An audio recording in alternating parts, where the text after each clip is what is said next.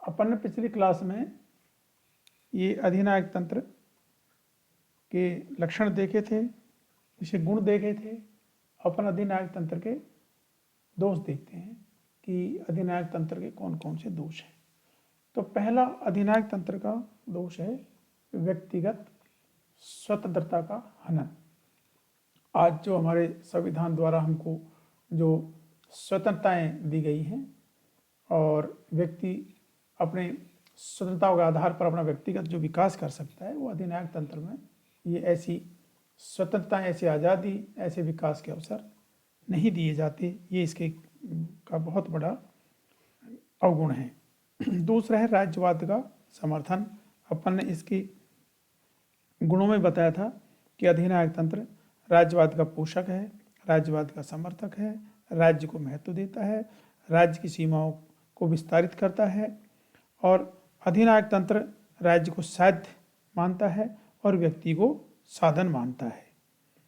तीसरा इसका दोष है शक्ति पर आधारित, यानी कि एक तानाशाह अपनी तलवार के दम पर अपने राज्य का विस्तार करता है। ये और शक्ति जितनी व्यक्ति आधारित करता है या अपने प्राप्त करता है, वो शक्ति उस शासक को एक तरीके से भ्रष्ट भी कर देती है। इसलिए एक विद्वान हुए हैं जिन्होंने कहा है कि पूर्ण शक्ति शासक को पूर्ण रूप से भ्रष्ट कर देती है। ये तानाशाह अपने विरोधियों का अंत कर देते हैं, अपने विरोधियों को ये सहन नहीं करते। इसलिए अधिनायक तंत्र पूरी तरीके से शक्ति पर ही आधारित एक शासन व्यवस्था है। ये अस्थायी शासन है। ये अस्थायी शासन इसलिए होता है कि इसमें हमेशा क्रांतियों का खतरा रहता है। इस शासन व्यवस्था में हमेशा षड्यंत्र होते रहते हैं और ये शासक इस व्यवस्था में हमेशा भयभीत भी रहता है। जनता एक तरीके से असंतुष्ट भी रहती है। दूसरे जो छोटे इसमें जो अधिकारी थे या सेनापति वगैरह होते हैं, ये सब दूसरे लोगों से या दूसरी शासन व्यवस्थाओं से मिलकर के क्रांति कर देते हैं, शासक की हत्याएं भी कर देते हैं। पांचवा इसका दोष है स्वविवेक एवं स्वतः प्रेरणा का अंत। यहाँ विवेक किसी व्यक्ति में है और वो कुछ अच्छा करना चाहे तो वो नहीं कर सकता। स्वयं कोई अपना शासन व्यवस्था के लिए कोई अच्छे विचार देना चाहे तो उसका भी कोई महत्व नहीं है, क्योंकि यहाँ जो एक तरीके से मीडिया है या एक तरीके से शासन व्यवस्था के दोषों को दूर एक जनता के सामने रखने वाली जो व्यवस्था हैं, उन पर पूरी तरीके से प्रतिबंध भी होता है। यह विश्व शांति में एक तरीके से बाधक है या विश्व शांति में एक खतरा है। इसलिए एक विद्वान हुए फ्रेडमैन, उन्होंने कहा है कि विश्व में समस्त युद्ध, जो भी युद्ध लड़े गए, वो किसी न किसी तानाशाह ने ही शुरू किए थे और इससे साफ जाहिर होता है कि विश्व शांति में बाधक है। और हमने अनेकों ऐसे देशों के शासकों के संदर्भ में देखा है जिन्होंने विश्व की शांति को हमेशा एक तरीके से अशांति में बदला है। अब हमारे सामने प्रश्न उत्पन्न होता है, क्या अधिनायक तंत्र लोकतंत्र से श्रेष्ठ है? क्या लोकतंत्र का यह विकल्प है कि हम लोकतंत्र को अपनाएं, अधिनायक तंत्र को अपनाएं? जब दोनों की तुलना की जाती है तो हम ये देखते हैं कि वास्तव में अधिनायक तंत्र लोकतंत्र का विकल्प नहीं है, क्योंकि यहाँ लोकतंत्र श्रेष्ठ है, लोकतांत्रिक व्यवस्थाएं श्रेष्ठ हैं, जहाँ व्यक्ति को महत्व दिया जाता है, राज्य को नहीं। इसलिए कहा जाता है कि अधिनायकवाद लोकतंत्र का विकल्प नहीं है और लोकतंत्र में कुछ कमियां हैं तो उन कमियों को दूर करना चाहिए। लोकतंत्र में जो सुधार करने की गुंजाइश है वहाँ सुधार करने चाहिए और उसको और अधिक लोकतांत्रिक बनाना चाहिए। इस आधार से हम कह सकते हैं कि अधिनायक तंत्र एक तरीके से अच्छा नहीं है और लोकतंत्र इसकी तुलना में बहुत ही श्रेष्ठ है।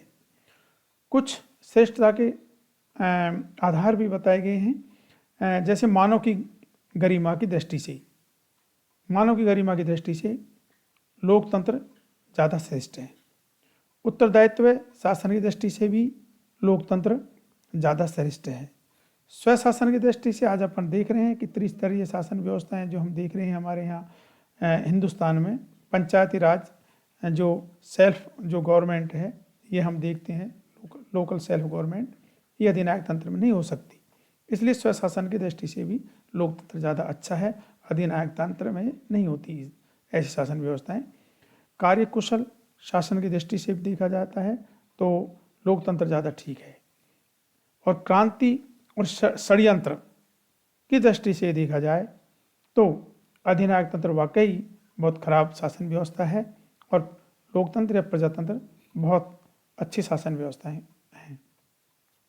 अंतर्राष्ट्रीयता की दृष्टि से देखा जाए तो आज जितने भी अधिकांश विश्व के देश हैं उनमें लोकतांत्रिक शासन व्यवस्थाएं हैं, एक दूसरे के ये नज़दीक आए हैं हर दृष्टि से। और जिन देशों में लोकतांत्रिक शासन व्यवस्थाएं हैं उनका अत्यधिक विकास भी हुआ है, चाहे हम संयुक्त राज्य अमेरिका को देख सकते हैं, चीन इसको ब्रिटेन को देख सकते हैं, फ्रांस को देख सकते हैं, और भी यूरोप के बहुत सारे देशों को देख सकते हैं, भारत को देख सकते हैं। और जो ये रूस है जिसके कई उससे अलग अलग देश हो गए, बट गया एक तरीके से पूर्व सोवियत संघ, वो भी हम देख सकते हैं अधिनायकवादी स्थिति के आधार पर। चीन में विकास हुआ है लेकिन वो कुछ अधिनायकवादी प्रवृत्ति ने बहुत कुछ अपने देश के विकास के लिए कार्य किया, इसलिए वहाँ विकास तो हुआ है लेकिन वो अधिनायकवाद स्पष्ट हमारे सामने झलकता है। और आज कहा जाता है कि विश्व के लिए कहीं न कहीं यदि कोई चुनौती किसी से मिलती है तो वो अधिनायकवादी या एक शासन व्यवस्था वाली कम्युनिस्ट जो देश है चाइना, उससे मिल सकती है। और आज भारत इससे त्रस्त भी है। इसलिए हम कह सकते हैं कि एक तरीके से अधिनायकवाद लोकतंत्र का विकल्प नहीं है और हम लोकतंत्र को और अधिक लोकतांत्रिक बना करके उसमें और अधिक सुधार करके और हम और अच्छा लोकतंत्र स्थापित कर सकते हैं। लेकिन अधिनायक तंत्र एक तरीके से कभी भी इसका विकल्प नहीं हो सकता। धन्यवाद।